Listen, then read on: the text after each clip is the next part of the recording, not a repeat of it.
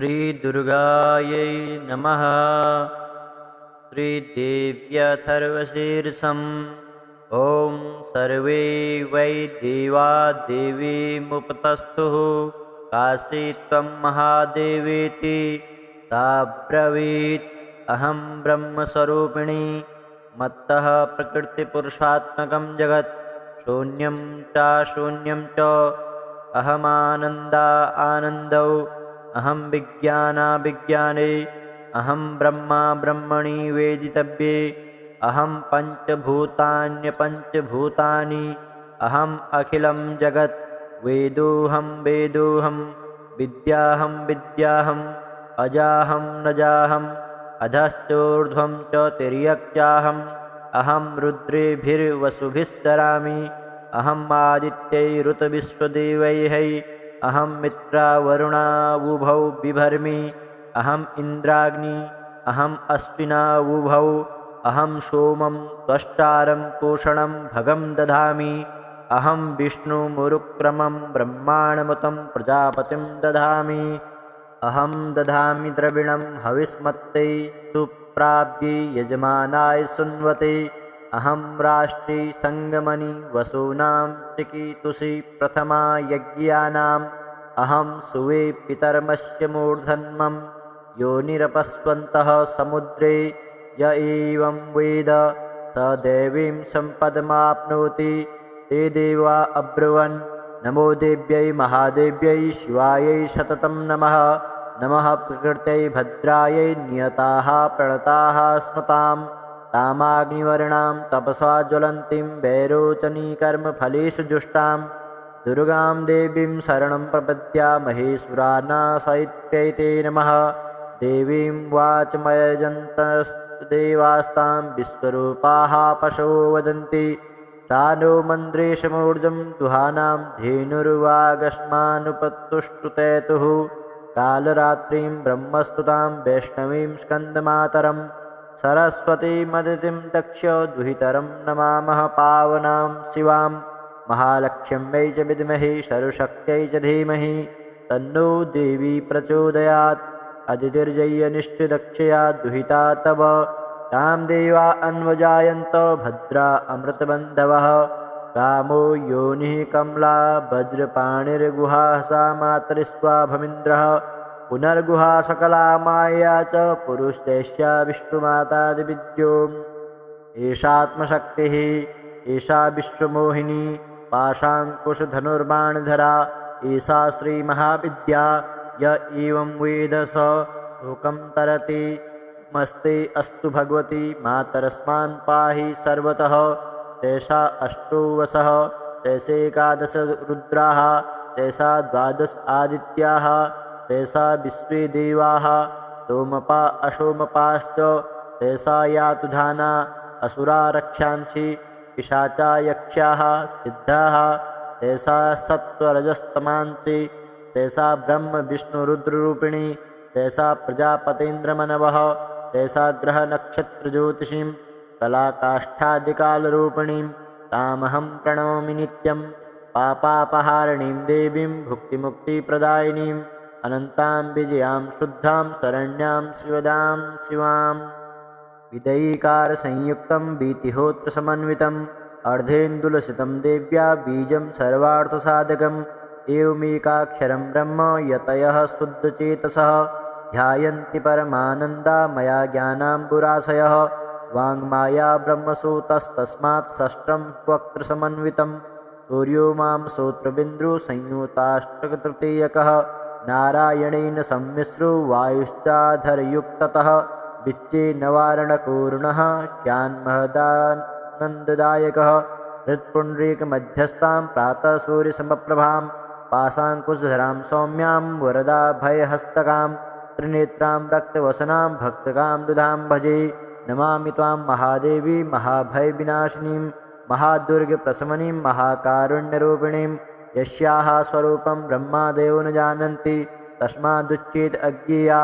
यस्या अन्तो न लभ्यते तस्मादुच्चेत् अनन्ता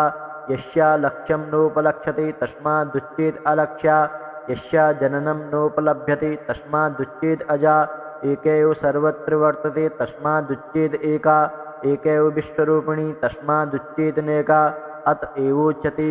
अज्ञेयानन्ता लक्ष्या जैकानेकेति मंत्राणां मातृका देवी शब्दानां ज्ञानरूपिणी ज्ञानानां चिन्मयातीता शून्यानां शून्यसाक्षिणी यस्याः परतरं नास्ति सैषा दुर्गा प्रकीर्तिता तां दुर्गां दुर्गमां देवीं दुराचारविघातिनीं नमामि भवभीतोऽहं संसारार्णवतारिणीम् इदम् अथर्वशीर्षं योधीति स पञ्चा अथर्वशीर्षजपफलमवाप्नोति इदम् अथर्वशीर्षमज्ञात्वा योरुचा स्थापयति शतलक्षं प्रजप्त्वापि सोरुचा सिद्धिं न विन्दति शतमष्टोत्तरं चास्य पुरश्चर्या विधिः स्मृतः 10 वारं पठेद्यस्तु सद्यः पापै प्रमुच्यते महादुर्गाणि तरति महादेव्याः प्रसादितो सायमधियानु दिवसकृतं पापं नाशयति प्रातरधियानु रात्रिकृतं पापं नाशयति सायं प्रातः प्रयुञ्जानु अपापो भवति निशीथे तुरीयसन्ध्यायां जप्त्वा वाक्सिद्धिर्भवति नूतनायां प्रतिमायां जप्त्वा देवता सान्निध्यं भवति प्राणप्रतिष्ठायां जप्त्वा प्राणानां प्रतिष्ठा भवति भौमाश्विन्यां महादेवी सन्निधौ जप्त्वा महामृत्युं तरति स महामृत्युं तरति य एवं वेद इत्युपनिषद। ॐ सर्वे वै देवा देवीमुपतस्थुः काशी त्वं महादेवेति ताब्रवीत् अहं ब्रह्मस्वरूपिणी मत्तः प्रकृतिपुरुषात्मकं जगत् शून्यं च शून्यं च अहमानन्दा आनन्दौ अहं विज्ञानाविज्ञाने अहं ब्रह्मा ब्रह्मणि वेदितव्ये अहं पञ्चभूतान्यपञ्चभूतानि अहम् अखिलं जगत् वेदोऽहं वेदोऽहं विद्याहं विद्याहम् अजाहं नजाहम् अधश्चोर्ध्वं च तिर्यक्चाहम् अहं रुद्रेभिर्वसुभिः सरामि अहम् आदित्यैरुतविश्वदेवैः अहं मित्रावरुणावुभौ बिभर्मि अहम् इन्द्राग्नि अहम् अश्विनावुभौ अहं सोमं त्वष्टारं पोषणं भगं दधामि अहं विष्णुमुरुक्रमं ब्रह्माण्डमुतं प्रजापतिं दधामि अहं दधामि द्रविणं हविष्मत्यै सुप्राप्यै यजमानाय सुन्वते अहं राष्ट्री संगमनि वसूनां चिकीतुषि प्रथमा यज्ञानाम् अहं सुवे पितर्मस्य मूर्धन्मं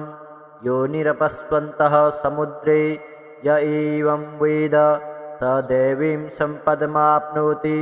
ते देवा अब्रुवन् नमो देव्यै महादेव्यै शिवायै सततं नमः नमः प्रकृत्यै भद्रायै नियताः प्रणताः स्मतां तामाग्निवर्णां तपसा ज्वलन्तीं वैरोचनीकर्मफलेषु जुष्टां दुर्गां देवीं शरणं प्रपद्या महेश्वरानाशयित्यै ते नमः देवीं वाचमयजन्तस्देवास्तां विश्वरूपाः पशवो वदन्ति सा नो मन्द्रेशमूर्जं दुहानां धेनुर्वागस्मानुपतुष्टुतेतुः कालरात्रिं ब्रह्मस्तुतां वैष्णवीं स्कन्दमातरं सरस्वतीमदितिं दक्ष दुहितरं नमामः पावनां शिवां महालक्ष्म्यै च विद्महे सर्वशक्त्यै च धीमहि तन्नो देवी प्रचोदयात् अदितिर्जय्यनिष्ठदक्षया दुहिता तव तां देवा अन्वजायन्त भद्रा अमृतबन्धवः कामो योनिः कमला वज्रपाणिर्गुहा सा मातरिस्वाभमिन्द्रः पुनर्गुहा सकला माया च पुरुषैष्या विष्णुमातादिविद्यो एषात्मशक्तिः एषा विश्वमोहिनी पाशाङ्कुशधनुर्बाणधरा एषा श्रीमहाविद्या य एवं वेद स लोकं तरति मस्ते अस्तु भगवती मातरस्मान् पाहि सर्वतः तैषा अष्टो वसः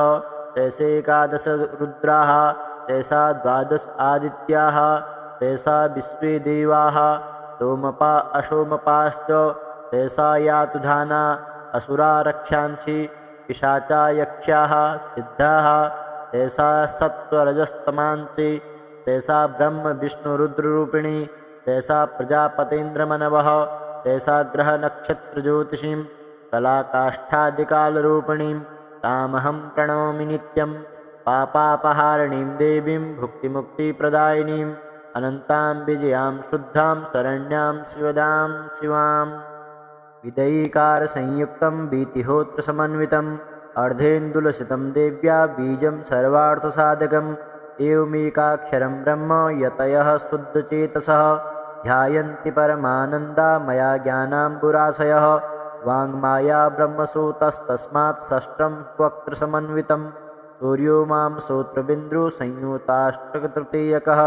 नारायणेन सम्मिश्रो वायुश्चाधरयुक्ततः विच्चे नवारणपूर्णः श्यान्महदानन्ददायकः हृत्पुण्ड्रीकमध्यस्थां प्रातः सूर्यसमप्रभां पाशाङ्कुशधरां सौम्यां वरदाभयहस्तकां त्रिनेत्रां रक्तवसनां भक्तकां दुधां भजे नमामि त्वां महादेवी महाभयविनाशिनीं महादुर्गप्रशमनीं महाकारुण्यरूपिणीं यस्याः स्वरूपं ब्रह्मादयो न जानन्ति तस्मादुच्चेत् अज्ञेया यस्या अन्तो न लभ्यते तस्मादुच्चेत् अनन्ता यस्या लक्ष्यं नोपलक्ष्यते तस्मादुच्चेत् अलक्ष्या यस्या जननं नोपलभ्यते तस्मादुच्चेत् अजा एकैव सर्वत्र वर्तते तस्मादुच्चेत् एका एकैव विश्वरूपिणी तस्मादुच्चेतनेका अत एवोच्यते अज्ञेयानन्तालक्ष्या जैकानेकेति मन्त्राणां मातृका देवी शब्दानां ज्ञानरूपिणी ज्ञानानां चिन्मयातीता शून्यानां शून्यसाक्षिणी यस्याः परतरं नास्ति शेषा दुर्गा प्रकीर्तिता तां दुर्गां दुर्गमां देवीं दुराचारविघातिनीं नमामि भवभीतोऽहं संसारार्णवतारिणीम् इदम् अथर्वशीर्षं योधीति स पञ्चा अथर्वशीर्षजपफलमवाप्नोति इदम् अथर्वशीर्षमज्ञात्वा योरुचा स्थापयति शतलक्षं प्रजप्त्वापि सोरुचा सिद्धिं न विन्दति शतमष्टोत्तरं चास्य पुरस्तर्या विधिः स्मृतः 10 वारं पठेद्यस्तु सद्यः पापै प्रमुच्यते महादुर्गाणि तरति महादेव्याः प्रसादितः सायमधियानु दिवसकृतं पापं नाशयति प्रातर्धियानु रात्रिकृतं पापं नाशयति सायं प्रातः प्रयुञ्जानु अपापो भवति निशीथे तुरीयसन्ध्यायां जप्त्वा वाक्सिद्धिर्भवति नूतनायां प्रतिमायां जप्त्वा देवतासान्निध्यं भवति प्राणप्रतिष्ठायां जप्त्वा प्राणानां प्रतिष्ठा भवति भौमाश्विन्यां महादेवी सन्निधौ जप्त्वा महामृत्युं तरति स महामृत्युं तरति य एवं वेद इत्युपनिषद।